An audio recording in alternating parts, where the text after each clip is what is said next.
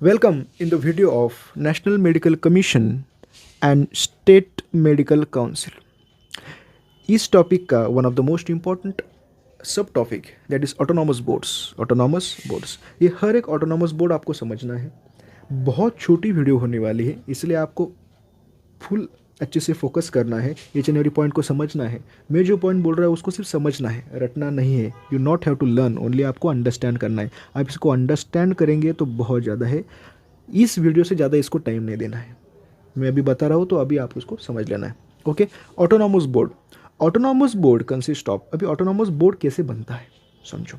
Autonomous board consist of one president, two whole time means full time member and two part-time members. One president, two whole-time means full-time members and two part-time members. Autonomous board जो होंगे NMC के under, जितने भी autonomous boards होंगे उनकी meeting होगी once a month, हर month में एक बार।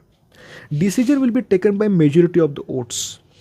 वही बात पहले एनएमसी में आपने पहले भी देखा, वैसे ही कोरम जिसमें होता है वैसे decision will be taken by majority of votes.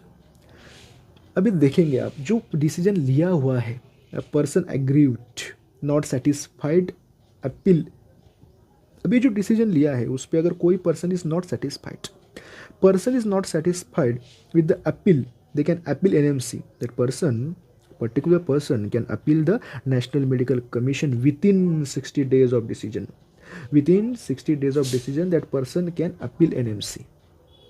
अभी आप देखो एनएमसी की जो ऑटोनॉमस बोर्ड्स होते हैं, फर्स्ट ऑफ ऑल आपको ये नाम याद रखना है, undergraduate medical education board, post graduate medical education board, medical assessment and rating board, ethics and medical registration board. जो नाम है वही काम है, तो बस नाम अगर आपको याद है तो आपको काम याद करने के लिए बहुत सिंपल जाएगा। वैसे पहले मैंने 2-3 वीडियो में आपको ये नाम आ चुके हैं, under graduate, post graduate medical education board, medical assessment rating board, ethics and medical registration board. बस नाम देखो क्या है, undergraduate medical education board. तो यूजी का जितना भी एजुकेशन होगा उसमें जितने भी डिसीजंस लिए जाएंगे related to exam, related to papers, related to teaching, related to every aspect will be taken by undergraduate medical education board. तो वही अपन समझेंगे।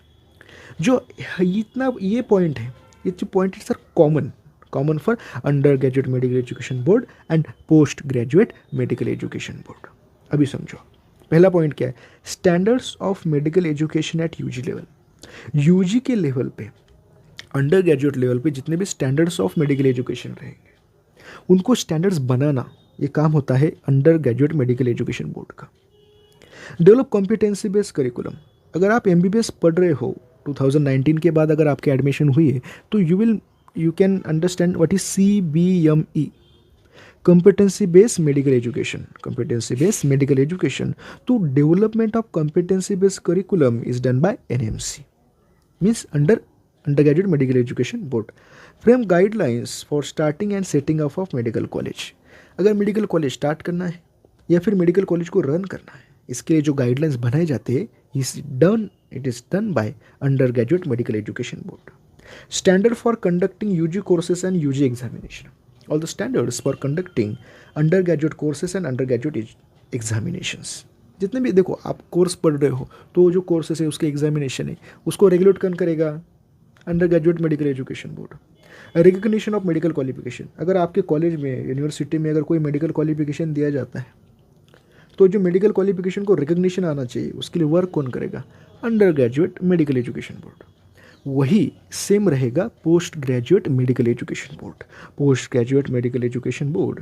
Standards of medical education at PG level. Develop competency based dynamic curriculum, वही जो मैंने आपको यहाँ पे बताया।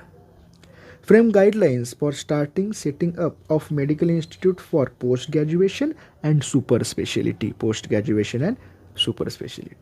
Standard for conducting PG courses and PG examination. जैसे मैंने आपको यहाँ पे UG courses and UG examination बताया था, वैसे ही जो पोस्ट ग्रेजुएशन के कोर्सेज एंड पोस्ट ग्रेजुएशन का एग्जामिनेशन है उनके जो स्टैंडर्ड्स बनाने का काम होता है, it is done by postgraduate medical education board.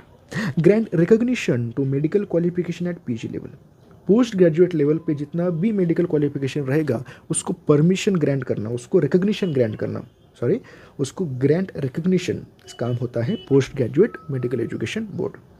Promote PG courses in family medicine, जितने फैमिली मेडिसिन के कोर्सेस है आप अभी इसमें फोर्थ ईयर में पढ़ेंगे, आप थर्ड ईयर पीएसएम में पढ़ेंगे, वैसे फैमिली मेडिसिन में जितने भी कोर्स होंगे उनको प्रमोट करने का काम PGs in courses it will done by postgraduate medical education board. Medical assessment and rating board, अभी नाम ही देखो, रेट करेंगे, मेडिकल असेसमेंट असेस करेंगे, रेट करेंगे। Think of medical colleges, medical college में जितने भी मेडिकल कॉलेजेस है प्रेजेंट इंडिया में उनको असेस करना एंड रेट करना, done by medical colleges.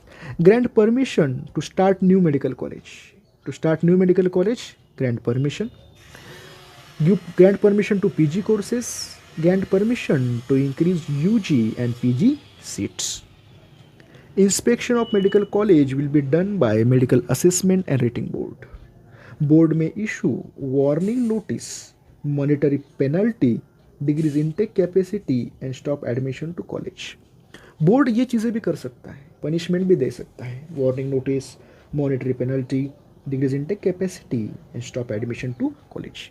Ethics and medical registration board, ethics and medical registration board, जो रजिस्टर्ड मेडिकल प्रैक्टिशनर होते हैं उनका रजिस्टर मेंटेन किया जाता है इस बोर्ड से, maintain national register of all registered medical practitioner. Regulate professional and ethical conduct of doctor through SMC,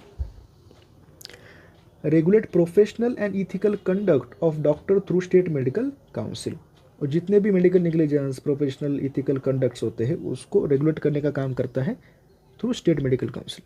and act as appellate jurisdiction, act as appellate jurisdiction for action taken by state medical council, act as appellate jurisdiction for action taken by state medical council. वही मैंने आपको पहले बता दिया था, appellate jurisdiction मतलब decisions को पास करना है, रोकना है, पेंडिंग रखना है, चेंज करना है, ये काम कौन करेगा? Ethics and medical registration board.